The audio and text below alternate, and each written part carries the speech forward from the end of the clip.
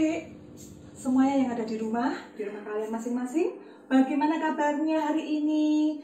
Budi berdoa kalian semua yang di rumah tetap sehat, ya, semuanya baik-baik saja. Dan pagi hari ini kita berjumpa kembali dalam sekolah minggu online bersama Tante Deborah. Yuk kita ibadah pagi ini. Yang belum bangun, ayo. Siapapun kalian yang masih malas-malasan di tempat tidur, ayo bangun, langsung mandi, langsung ganti baju yang rapi, lalu kita akan ibadah bareng-bareng pada pagi hari ini, ya. Yang sudah siap menantikan acara ini dari tadi pagi-pagi, yuk kita mulai lebih dulu. Nanti yang baru mandi menyusul, ya. Yuk kita akan menaikkan sebuah pujian. Kita sapa Tuhan Yesus dengan lembut, kita sapa Roh Kudus dengan manis. Katakan, selamat pagi Bapa. Selamat pagi Yesus, selamat pagi Roh Kudus. Haleluya Yesus.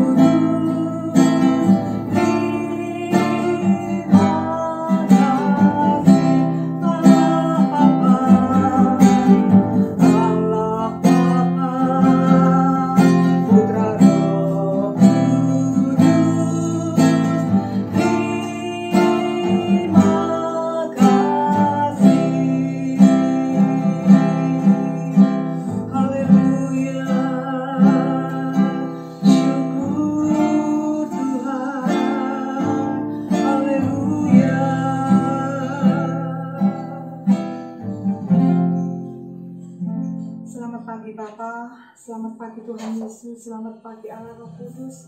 Kami bersyukur pagi ini bersama dengan anak-anak-Mu boleh menikmati hadirat-Mu. Meskipun kami di tempat yang berbeda, tapi kami percaya pagi hari ini Roh-Mu sedang melawat kami. Roh damai sejahtera, roh sukacita sedang melawat rumah kami masing-masing, di mana ada anak-anak-Mu yang saat ini sedang memuji dan menyembah Engkau. Bapa, Engkau memberkati Tuhan acara sekolah minggu online pagi ini dari awal pertengahan hingga akhirnya. Bilang Roh Kudus tetap berkarya di tengah-tengah kami, dimanapun kami berada. Terima kasih Bapa, kami mengucap syukur pagi ini. Kami buka ibadah kami dengan hati yang limpah ucapan syukur. Karena Tuhan Yesus baik. Haleluya. Amin. Kita akan sambung dengan pujian sukacita yang mengatakan, Ku kasihi engkau dengan kasih Tuhan. Ya, semangat adik-adik yuk.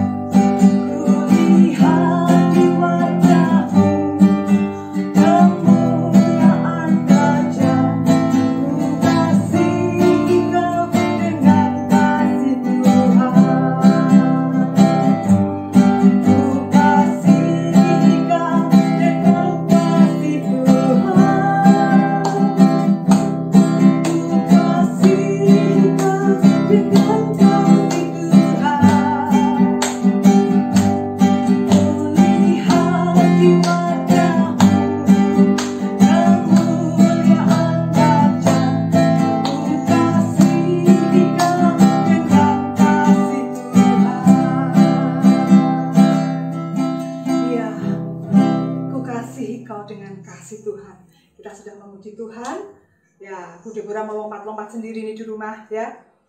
Udah berharap kalian yang ada di rumah juga sukacita dan semangat. Nah, jadi pagi ini kita akan mendengarkan sebagian dari firman Tuhan. Juga nanti ada kesaksian yang akan kita dengarkan bersama-sama. Untuk itu, mari siapkan Alkitab kita masing-masing. Kita akan dengarkan firman Tuhan pagi hari ini. Nah, adik-adik, pada pagi hari ini kita akan mendengarkan firman Tuhan. Kita masih berbicara, belajar mengenai tentang buah roh. Ya, kalau kemarin-kemarin kita berbicara mengenai kasih. Kasih itu menghasilkan sukacita. Sukacita menghasilkan damai sejahtera. Dan damai sejahtera di dalam setiap kehidupan kita akan menghasilkan kesabaran. Lalu kesabaran akan menghasilkan sebuah kemurahan. Dan kemurahan itu akan mendatangkan suatu kebaikan. Nah, pagi hari ini kita akan berbicara, belajar bersama-sama mengenai suatu kebaikan. Tapi sebelum kita akan membahas firman Tuhan tentang kebaikan, tentang buah roh mengenai kebaikan, ada teman kita ya yang akan bersaksi pada hari ini. Bagaimana teman kita ini menerima sebuah kebaikan kecil yang bisa mengubah kehidupannya. Yuk kita panggil teman kita, Dimas. Ini Dimas.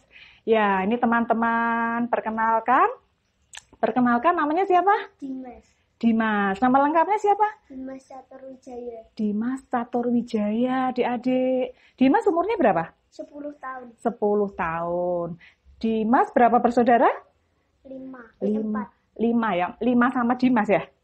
Dimas masih punya saudara 4 di rumah, adik-adik. Nah, Dimas mau bersaksi sendiri atau gimana? Sama Putri aja. Sama Putri aja. Ternyata Dimas ini masih pemalu ya, adik-adik. Nah, adik-adik semuanya, Putri ingin bersaksi mewakili Dimas pada pagi hari ini. Bagaimana Dimas mendapatkan sebuah kebaikan kecil dari seseorang yang bisa mengubah hidupnya sampai hari ini menjadi lebih baik. Ya, ini Dimas ini adalah salah seorang anak yang boleh dikatakan kurang beruntung ya, karena di usianya yang 10 tahun kemarin dulu itu Dimas ini belum sekolah ya Dimas? Dimas tidak sekolah. Dulu pernah sekolah, adik-adik kelas 1, tapi keluar ya. Dimas nggak sekolah lagi karena harus pindah rumah mengikuti orang tuanya. Ya, dulunya di Semarang Selatan, pindah di Semarang Utara, jauh adik-adik. Ya, otomatis Dimas keluar dari sekolah. Ya, nah selama bertahun-tahun Dimas tidak sekolah. Tapi Dimas punya teman-teman, punya sahabat yang sekolah. Nah, pertemuan kami dengan Dimas ini adalah 1,5 tahun yang lalu ketika kami melayani melayani bimbel di pinggiran rel, ya, melayani anak-anak, memberikan les gratis kepada mereka. Dan salah satu dari murid kami yang ikut bimbel itu adalah Dimas ini. Dimas ini sangat rajin, adik-adik, ya. Setiap sore itu datang, ikut belajar dengan rajin, belajar membaca, belajar menulis, ya. Di pikiran Putri, Dimas ini sekolah waktu itu. Tapi ternyata Dimas ini waktu itu tidak sekolah ya, Dimas? Tidak sekolah, adik-adik. Nah, suatu hari temannya Dimas ini mengatakan, Bu Dep, Dimas itu tidak sekolah loh. Ya, Dimas tidak sekolah, ya kaget ya. Adik-adik, masa sih wong anaknya rajin begini kok tidak sekolah? Nah, waktu itu ya di dalam hatinya Bu Deborah itu tersimpan suatu kepikiran, kenapa anak ini kok tidak sekolah ya, di usia 10 tahun tidak sekolah? Ya penasaran. Lalu Putri selidiki, tanya teman, tanya sana sini. Ternyata memang ya Dimas termasuk yang belum beruntung adik-adik waktu itu. Ya, masalah biaya kalau pindah sekolah kan biayanya banyak ya, harus bayar uang gedung, bayar seragam, bayar SPP, karena sekolahnya harus sekolah yang swasta, karena sekolah sekarang kan rayonisasi, ya, tidak bisa sembarangan masuk sekolah negeri. Nah, karena masalah-masalah itulah Dimas tidak bisa sekolah. Nah, anehnya adik-adik, sejak Bu Deborah mendengar berita kalau Dimas ini tidak sekolah, itu tidak bisa lupa ya. Wajah anak ini, namanya Dimas ini itu selalu di kepikiran begitu ya. Selalu ingat. Sampai ini kena apa ya? Kok selalu ingat Dimas gitu ya. Lalu saya ngobrol dengan guru-guru bimbel waktu itu. Ini kok ada masalah seperti ini, enaknya bagaimana ya teman-teman? Nah, teman-teman guru menyarankan, coba diusahakan supaya anak ini sekolah lagi, begitu ya. Nah, tidak mudah adik-adik untuk masuk untuk masuk kembali sekolah. Karena Dimas tidak punya surat pindah dari sekolah yang lama. Nah, tapi tidak ada yang mustahil buat Tuhan. Ternyata beban untuk anak ini itu terus di dalam hati itu terpikirkan selalu, ya. Akhirnya suatu hari Bu Deborah berdoa, Tuhan, kalau memang Dimas ini mesti harus sekolah lagi, tolong beri kemudahan, baik masalah biaya untuk masuk sekolah lagi, maupun masalah beri kemudahan untuk bisa mendaftarkan diri di sekolah yang baru. Benar, Tuhan itu luar biasa. Ketika suatu hari kami datang ke rumahnya Dimas, ya, waktu itu kami punya rencana, tapi kami belum memberitahu kepada orang tuanya. Dan di hari itu kami datang ke rumah Dimas. Kami mengajak Dimas untuk mendaftar sekolah bersama dengan ibunya. Dan puji Tuhan, ya, Dimas diterima di sebuah sekolah swasta di Semarang. Sejak tanggal 14 Juli 2020, Dimas ini terdaftar sebagai murid kelas 2, umurnya sudah 10 tahun, tapi kelas 2 tidak masalah, ya, tidak ada yang terlambat. Ya, Dimas senang nggak bisa sekolah lagi? Senang. Walaupun sudah setahun belum pernah ketemu teman-temannya, tapi Dimas merasa menjadi murid, ya. Dan sampai hari ini Dimas ini tetap rajin belajar, tetap mengerjakan tugas dari sekolah ya, Dimas ya. Nah, Dimas bersyukur nggak? Bersyukur sama Tuhan. Ya, adik-adik, Bu Deborah tidak melakukan apa-apa. Hanya melakukan hal kecil, ya, untuk menolong Dimas supaya bisa masuk sekolah lagi. Ya, Dimas sangat bersyukur, Bu Deborah juga bersyukur. Ya, pada pagi hari ini kesaksiannya Dimas. Ya, Dimas bisa kembali ke tempat. Ya, Dimas boleh kembali yuk. Nah,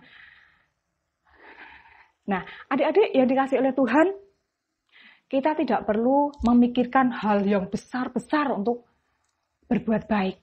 Hal yang kecil yang bisa kita lakukan pun, ya lakukan saja. Dan itu akan berdampak. Kecil saja lakukan. Jangan menunggu dengan hal-hal yang gede, yang spektakuler. Nah, pagi hari ini pertanyaannya adalah, mengapa kita harus berbuat baik? Kebaikan adalah salah satu dari buah roh. Kebaikan. Dan kita sebagai anak-anak Tuhan mesti harus berbuah kebaikan. Tadi Budi Bora bertanya, kenapa kita harus berbuat baik? Ya, berbuat baik kepada semua orang. Ya, Dimas tadi bukan saudaranya Budi Bora. Dimas tadi bukan teman gereja.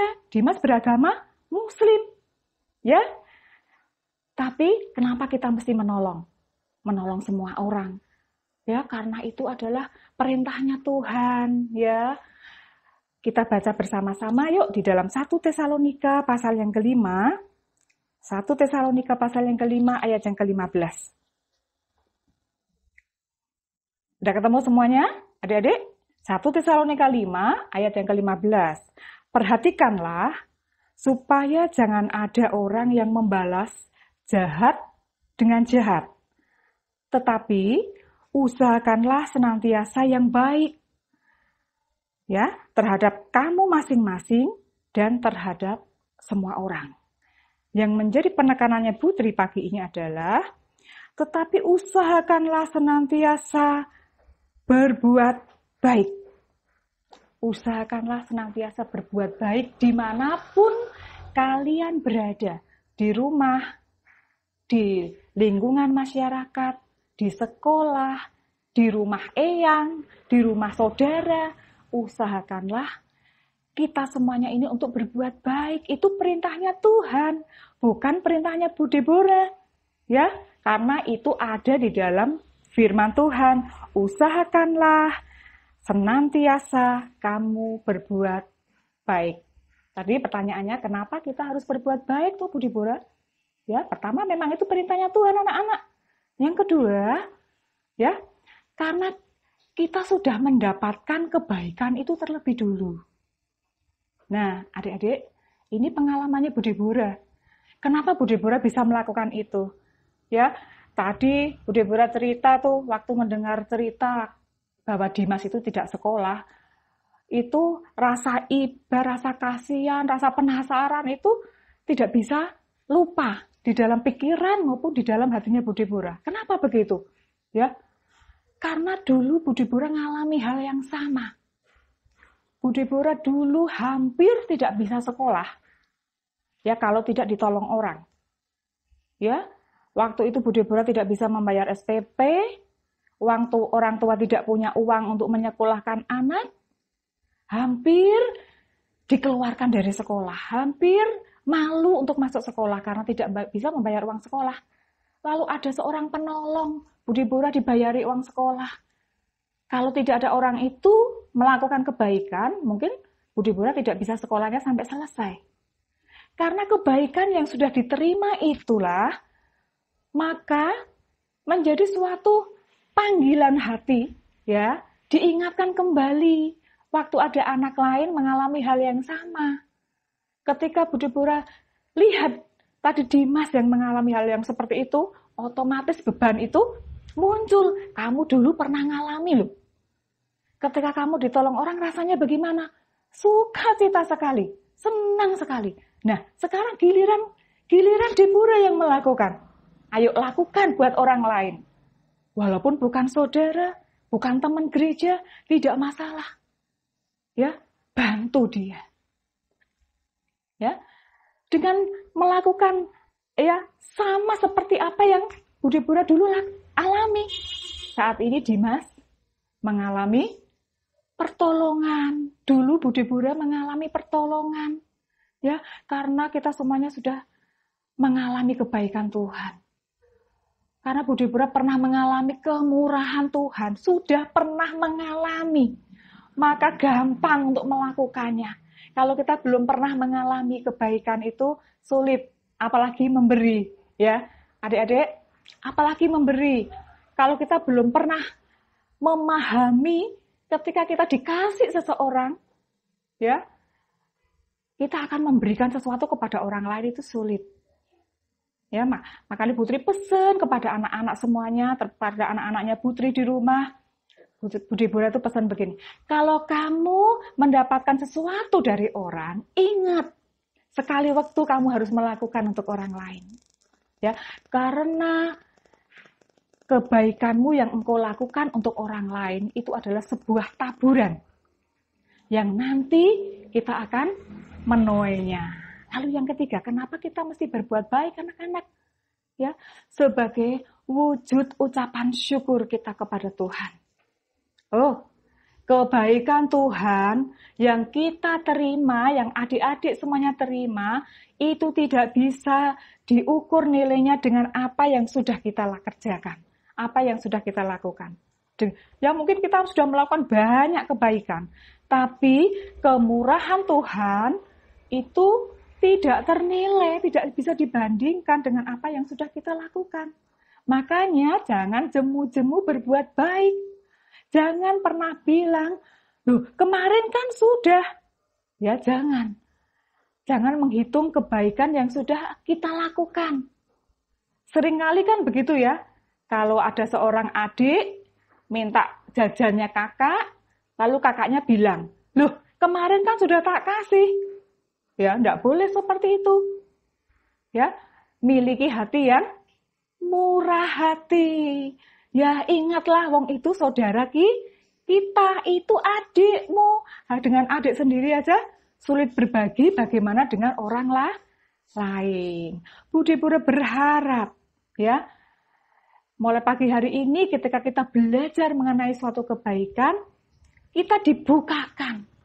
Ya, kita dikasih pengertian bahwa kita meskipun masih kecil, kita harus belajar untuk berbuat baik. Yang seperti apa Pak Bu Deborah? Kebaikan yang bisa saya lakukan itu yang seperti apa? Yang kecil-kecil saja adik-adik, yang bisa kita lakukan. Seperti tadi Bu Deborah melakukan kebaikan kecil saja. Misalnya, bantu mama. Ya toh, mama lagi repot nih, bantu adik-adik. Lalu apa lagi? Berbagi kebaikan. Ya, mendoakan orang lain, memberikan semangat kepada teman, ya mengajari adik, mengajari ya, membantu adik yang sedang mengerjakan tugas. Ya, lakukan kebaikan sesuai kemampuan kita. Ya, jangan melakukan kebaikan yang kita tidak mampu. Tapi sesuai dengan apa yang bisa kita lakukan. Pasti kita bisa. Pasti semuanya bisa melakukan kok ya. Nah, tadi yang ketiga apa? Sebagai wujud syukur. Sebagai wujud terima kasih kita kepada Tuhan.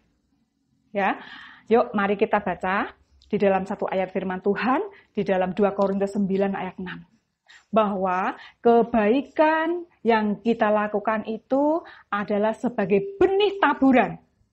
Benih taburan, benih yang kita tanam. Kalau kita menanam benih mangga, sekali waktu kita akan menuai buah mangga. Kalau kita menabur kebaikan, menanam kebaikan, sekali waktu nanti kalian semua akan menuai kebaikan. Tapi kalau kita menaburnya kejahatan, sekali waktu nanti kalian pun akan menuai kejahatan. Ya, barang siapa menabur sedikit, pasti akan menuai sedikit. Yuk buka dalam 2 Korintus 9 ayat yang ke-6. 2 Korintus 9 ayatnya yang ke-6. Yuk Bu Deborah akan membacakannya. 2 Korintus 9 ayat yang ke-6. Camkanlah ini. Perhatikan ini. Orang yang menabur sedikit akan menuai sedikit juga. Dan orang yang menabur banyak akan menuai banyak juga. Nah, anak-anak, perhatikan ini. Kalau kamu menabur kebaikan hanya sedikit, malas untuk berbuat baik, bahkan tidak mau berbuat baik, kalian pun akan menuai kebaikan itu sedikit.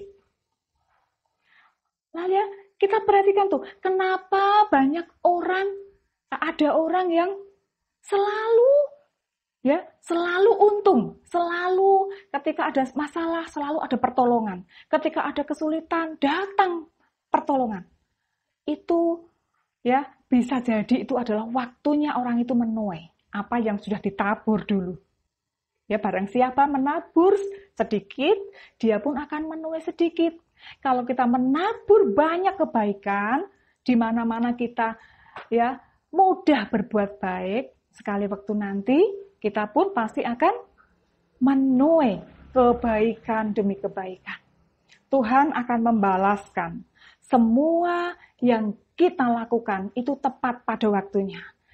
Ya, bukan berarti ya, memang pada waktu kita itu menabur tidak langsung menuai. Ada waktunya, adik-adik. Dan waktunya itu tepat. Ya, pas waktu kita butuh. Pas waktu kita memerlukan. Itu pertolongan. Pas waktu kita membutuhkan bantuan dan lain sebagainya. Nah, kesimpulannya hari ini adalah tadi kita berbicara mengenai buah roh, mengenai kebaikan. Kebaikan itu harus kita lakukan. Harus kita lakukan sebagai taburan benih kita supaya kita semuanya menuai. Yang tidak mau menabur kebaikan pasti tidak akan pernah menuai. Dan kesimpulannya adalah mari kita melangkah dengan langkah kecil kita. Lakukan kebaikan yang kita bisa saja. Yang kita bisa. Ya, sesuai dengan umur kita. Masih kecil, sudah remaja. Yuk lakukan sesuai dengan kemampuan kita. Tidak usah berpikir yang besar-besar. Tapi kita awali ya dengan langkah kecil kita supaya kita menghasilkan buah kebaikan. Ya, mungkin adik-adik semuanya yang ada di rumah minta sama mama papa. Mah, pah, saya ini harus melakukan apa ya? Saya ini harus berbuat apa ya? Supaya nantinya saya juga akan menuai kebaikan. Ya, puji bagi nama Tuhan. Demikian firman Tuhan pagi hari ini. Kita akan berdoa. Yuk. Bapa, kami bersyukur pada saat pagi hari ini, oleh karena kemurahan Tuhan, kami bisa melihat kebaikan-Mu dinyatakan dalam setiap kehidupan kami. Mampukan kami Tuhan, anak-anak sekolah minggu kami, untuk bisa menghasilkan buah kebaikan.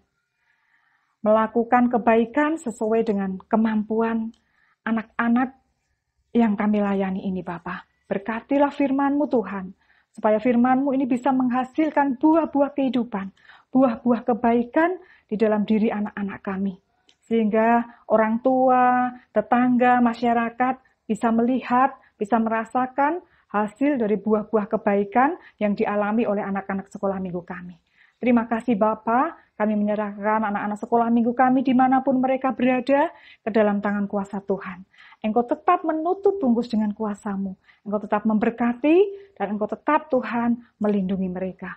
Terima kasih Bapa di dalam surga, di dalam nama Tuhan Yesus kami bersyukur dan berdoa. Amin.